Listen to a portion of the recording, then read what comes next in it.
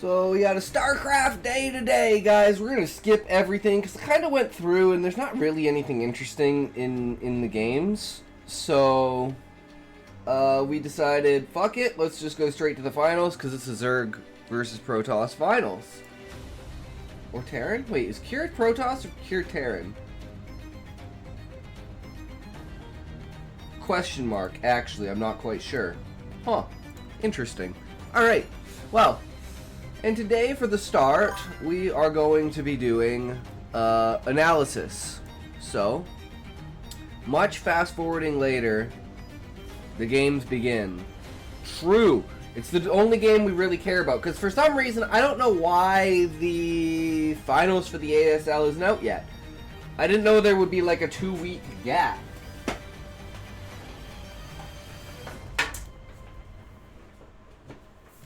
Well, fuck. A 2-week gap between weeks, because it should have been out on Tuesday. So not sure about that. Maybe it got delayed. Who knows? But, anyways, let's deal with this for now. So, what do we want? Where are we? Does this not have... Oh, here it is. Scale writing. This is what we want.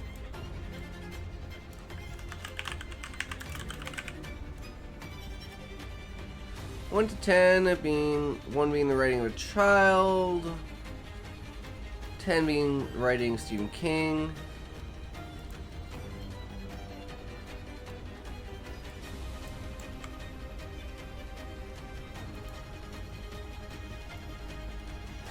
I think that's pretty decent. Rate, like, super simple. On a scale of 1 to 10, 1 being the writing of a child, 10 being the writing of Stephen King, rate this story. I'm guessing someone had a sick day or other issue that delayed the translations. Maybe. Who knows? Alright. And we want to use think, so it goes super in-depth.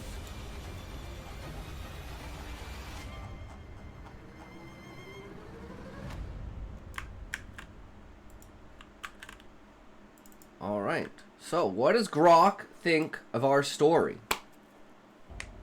After fully editing, this will be the best thing I've written so far, I'd say, probably. Something like that, right? So let's see what he thinks about it. And see where, like, what are the things that I need to improve, right? That's what we're looking at here. What do we need to improve? I think building the atmosphere and the tension is definitely, like, a big thing. Even though, like, we set it up, we just don't do it that well, right? I don't know. That's probably one of my weakest points. But we redid the audio, and we completely finished the entire video. So, we're going to play through that, and I want your guys' feedback on that. But I'm going to wait until later on when more people have showed up, so I don't have to show the video twice, kind of idea. Because, 3 things. I added in music tracks. We did AI-generated images with, like, you know, like zoom-ins and stuff. And tried to, like, do a more, like, immersive voiceover, I guess? I don't know. But I think it turned out well.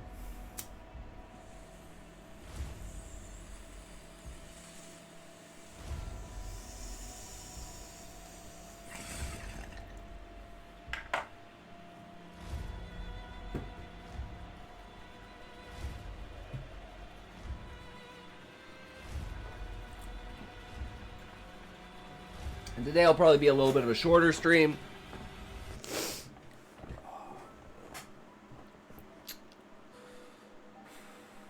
Always gotta prepare myself for going back for work on fucking Monday. My Monday.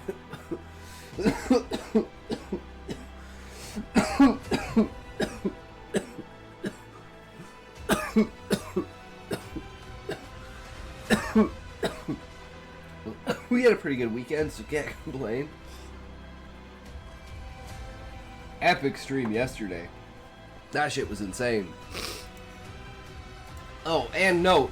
So I got a a warning on YouTube for something that I watched. So I'm guessing it was one of those rap videos that Ryan guy got me to watch, because that was the only thing that was like out of the ordinary for the stream that I watched. So stay away from music on stream. So I guess sadly we're not going to be able to do any more unless you know it's a safe song, right? Because apparently now that I've got a warning, the next time is a 1-week ban. And I'm like, well, that's fucking bullshit. So, yeah. I'm even considering stopping live streaming on YouTube. Because the last thing I want is all of my VODs deleted. Because I am losing my channel. Because I'd literally lose everything. Just fucking stupid. But, yeah, that kind of scared me a little bit. And I was like, okay, well, fuck that. No more music. Or at least, you know, music that I know, like, I don't know that... For instance, random rap songs from fucking random people coming into the chat. No more of that shit. No more of that shit. And man, if only I knew where these fucking sound effects were coming from, man. Like...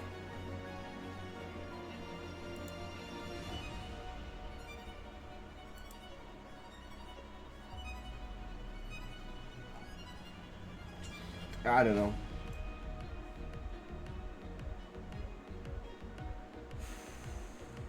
No matter what I do, I can't figure it out. I mean, when I found out that, like Muffin said, Stream Elements has chat notifications. Like, chat... where is it? Modules. Like, chat alerts. But, even if I turn this off... because I don't have an alert system for it, it's not going to do anything anyways. But anyways, plot.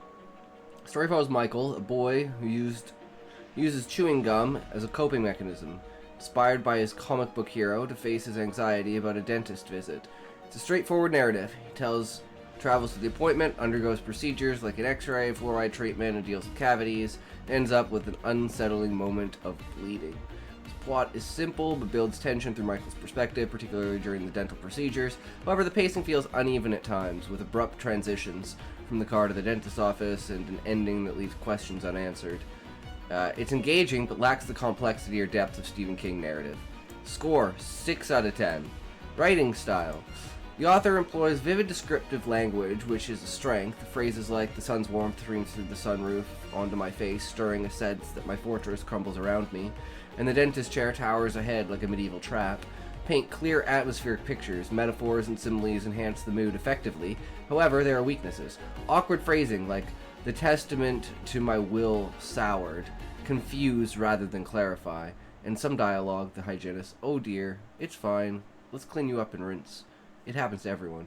Feels stilted, grammatical hiccups, and unclear moments also detract from its polish. It's more sophisticated than a child's writing, but falls short of Stephen King's seamless prose. 7 out of 10. Character development. Michael emerges as a relatable protagonist, his admiration for his gum-chewing hero. His imaginative defiance and his fear of the dentist reveal a distinct personality. Smaller details like his mom's detachment, flipping through a magazine instead of comforting him, and a hinted backstory about her dental trauma add subtle layers. However, supporting characters like the dentist and hygienist remain functional, lacking depth compared to a child's writing. This shows effort at characterization, but it doesn't reach the rich, multifaceted characters in King's crafts. 5 out of 10. Atmosphere. Story creates a sense of unease during... Hello! Hey, Callie, how's it going? Welcome, welcome. How are you? You have a different color today, Callie. You're green. Everyone's changing to green. What is this? Everyone's abandoning blue. Fuck. Sean stole my color. But Sean's green. You're both green. So you're stealing his color now?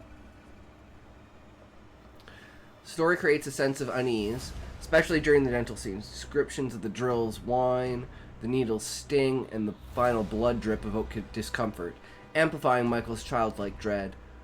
It's not full-blown horror, but it captivates a said slightly creepy vibe, reminiscent of King's ability to unsettle, though far less intense. A child's writing wouldn't achieve this mood, but the execution here lacks the gripping escalation King is known for.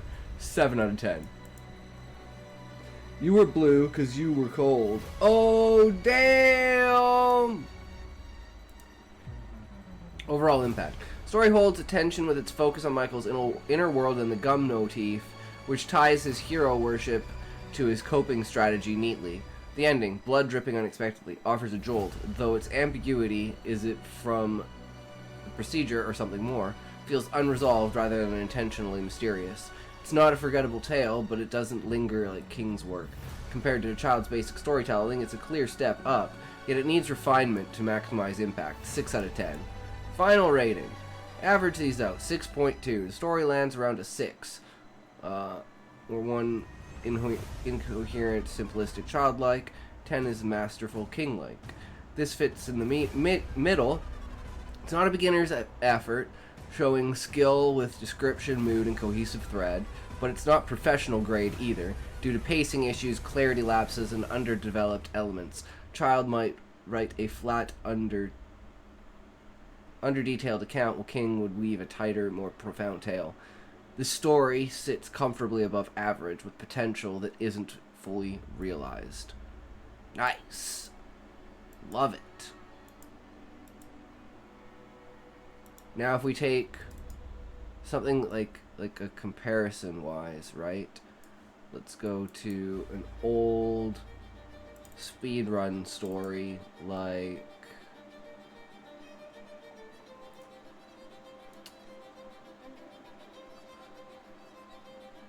The Stage. Let's do The Stage. You run the same analysis on this story. And this is going to be like a comparison of how much we've improved, right? Because I'd assume this is going to be a 4 or a 5.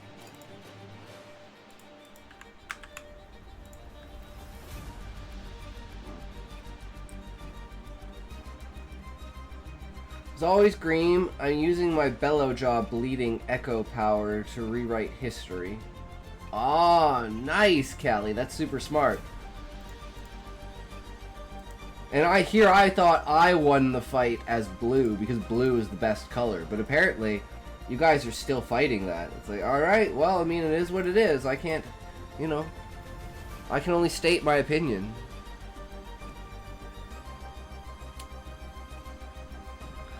So plot is 5.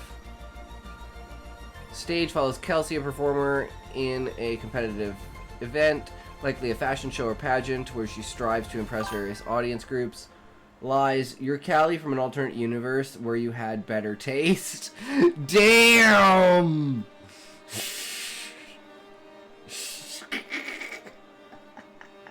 Nice, Sean. Particularly the celebrities in the high balcony, the narrative traces her efforts to stand out through multiple outfit changes and bold performances, including a cartwheel and a provocative display of nudity. The rivalry with another model, Jessica, adds tension, especially when Kelsey suspects sabotage after nearly falling due to a broken heel. Story culminates in a dramatic appraisal where models are assigned numbers and chosen by groups like royalty and vagrants. Kelsey, despite her efforts, is not selected, leaving her defeated and reflecting on her misplaced ambition. The plot is cohesive and builds suspense through Kelsey's escalating attempts to shine. However, it lacks depth and world-building and clarity about the stakes. Why is this event so crucial to Kelsey? What do the selections mean for her future? The ending, while emotionally charged, feels abrupt and leaves these questions unresolved. Compared to a child's simplistic story, it's more structured, but it doesn't approach the intricate narrative of Stephen King. Now we got our original Callie back, the one we've come to love. Oh, shit. Actually, I'm Callie Chameleon. I change colors depending on my mood. Damn, Callie, that's OP. That orange is fucking bright and strong on the eyes, though. Holy shit. The writing is rich with descriptive language, painting vivid images on the stage and Kelsey's outfits. For example, a black tapestry of dazzling lights in motion. And the tight, fine woven purple and red velvet of her skirt limited the length of her stride. Showcase a flair for sensory detail. The opening line, a dazzling stage, ambitions dance, fleeting glances, and veiled rivalries unfold beneath shifting lights. Chasing elusive dreams.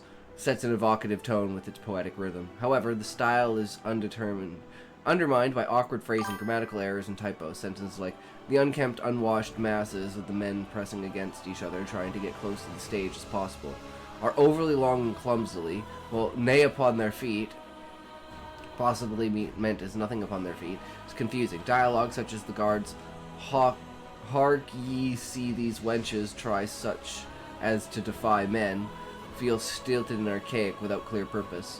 While the prose surpasses a child's basic sentences, it lacks the polish and precision of a king's masterful style, needing editing to enhance clarity and flow. 6.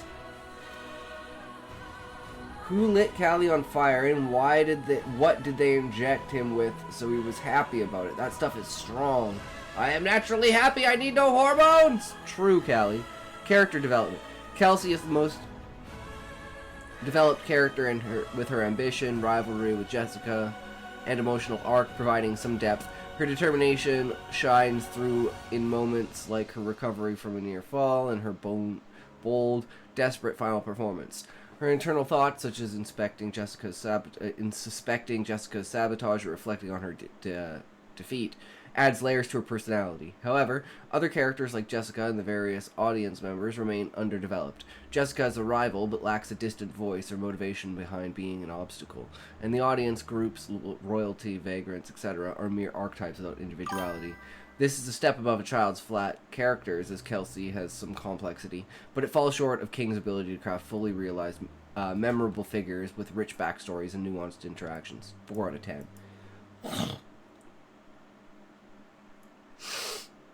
Oh, did they actually inject you with horns that cause lactation? That's going to be weird. Sean. Atmosphere.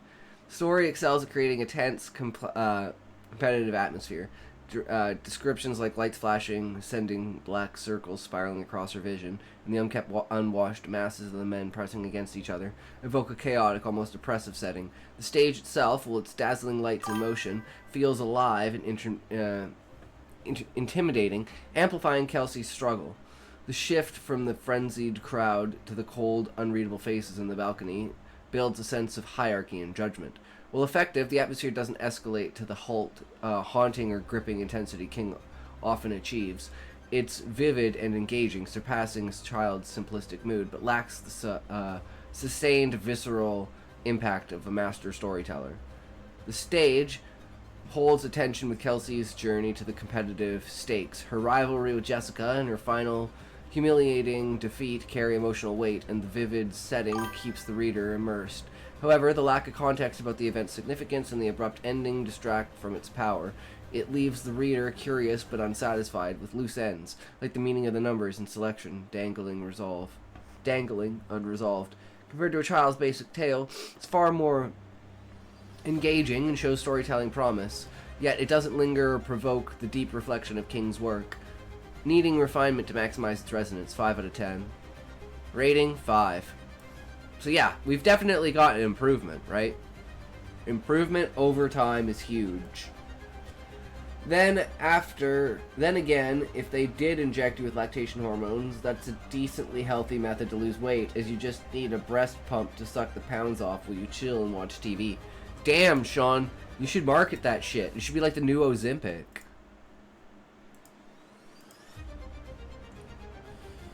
Oh, right, there's one more thing I wanted to do.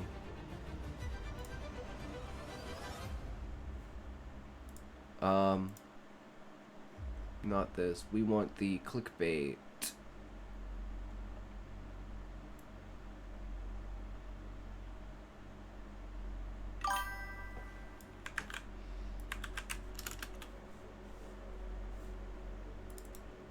My my lactation is rainbow and my fat is everlasting. Nice, Callie. Just infinite lactates.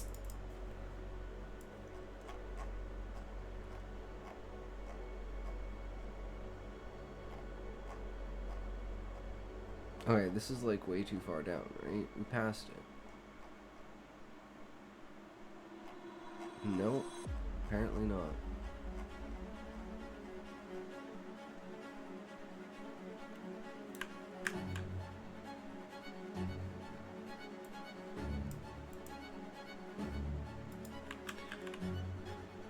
Okay, I think that's all I need.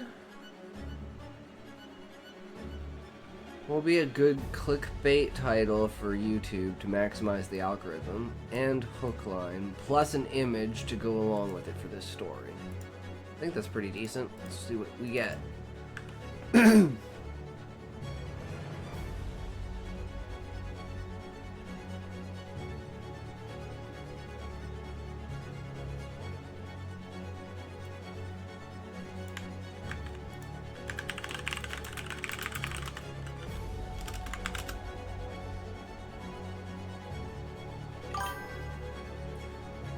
I am officially lonely, guys. Fix it.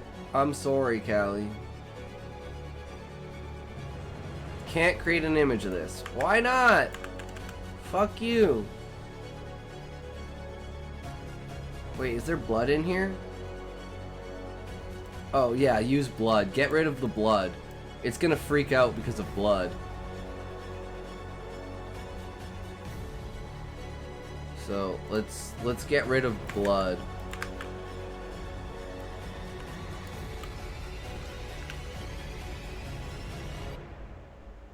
Oh. Okay, we need to get rid of that too.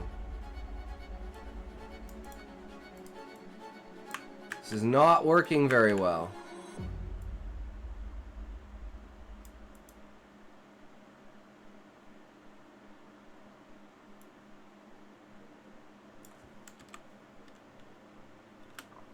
Something like this?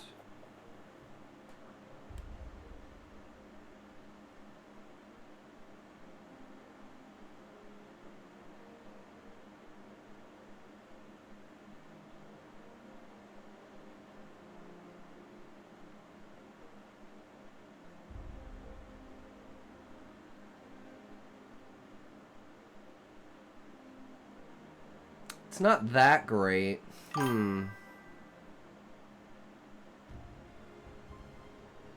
What do you guys think? Retry it? Try it with a different prompt? Maybe something like...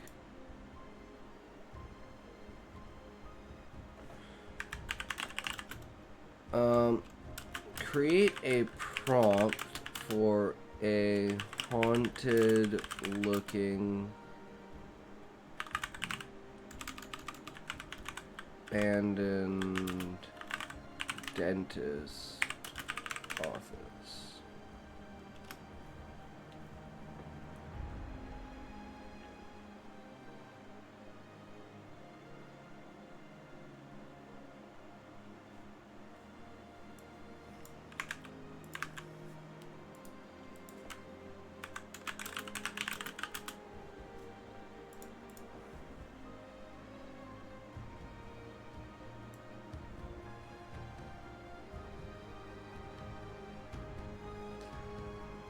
Okay, well, create an image of, and let's see what that gets us.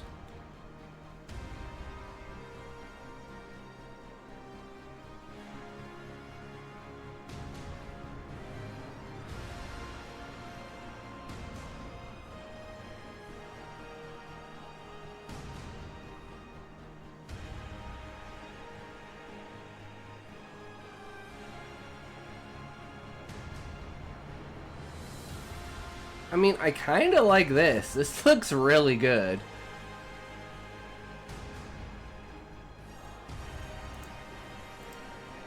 Okay, let's take that, and then what do we got for like the captions and stuff? So let's go to here.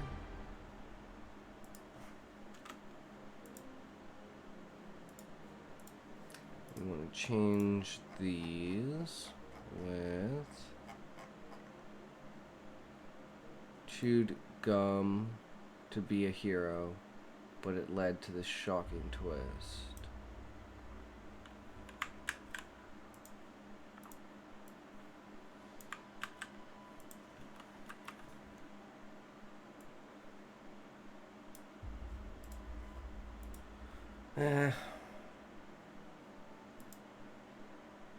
Let's try.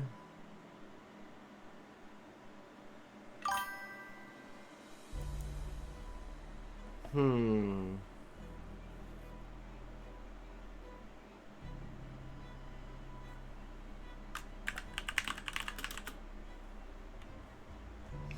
we're gonna take the prompt.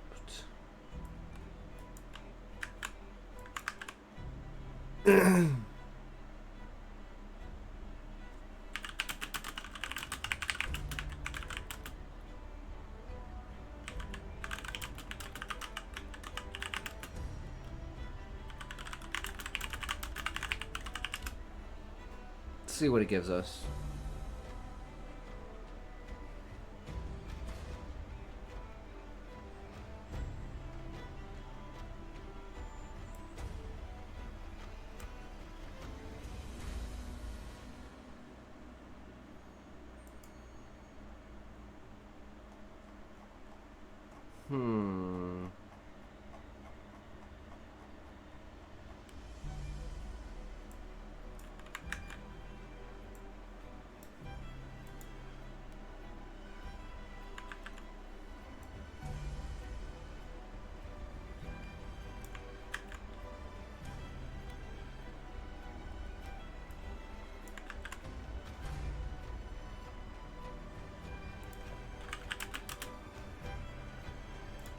See what this gets us.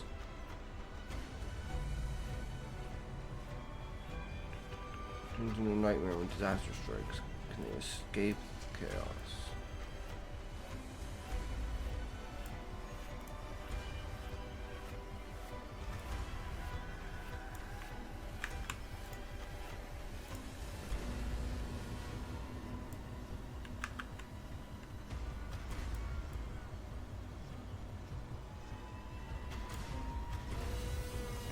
I need to get rid of the gone wrong. Just dentist disaster.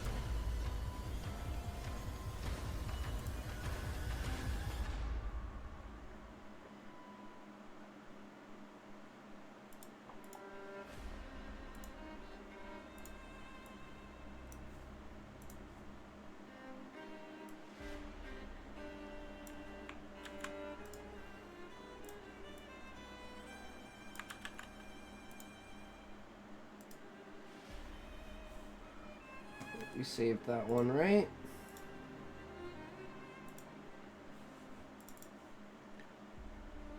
Here.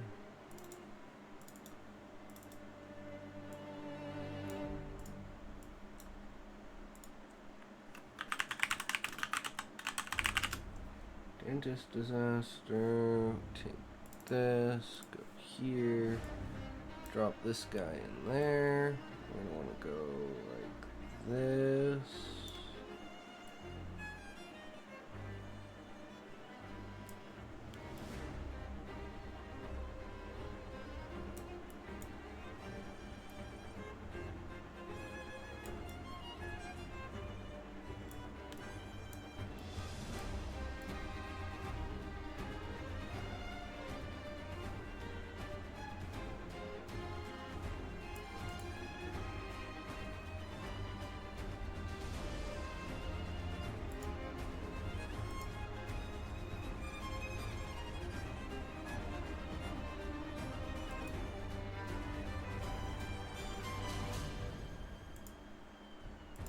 There, how's that for a thumbnail?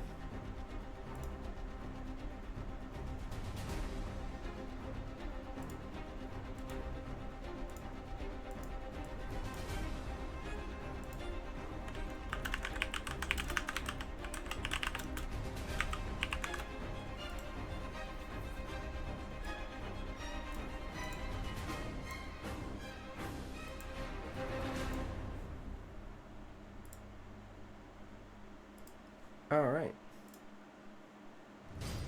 So we'll come back to that in a bit here.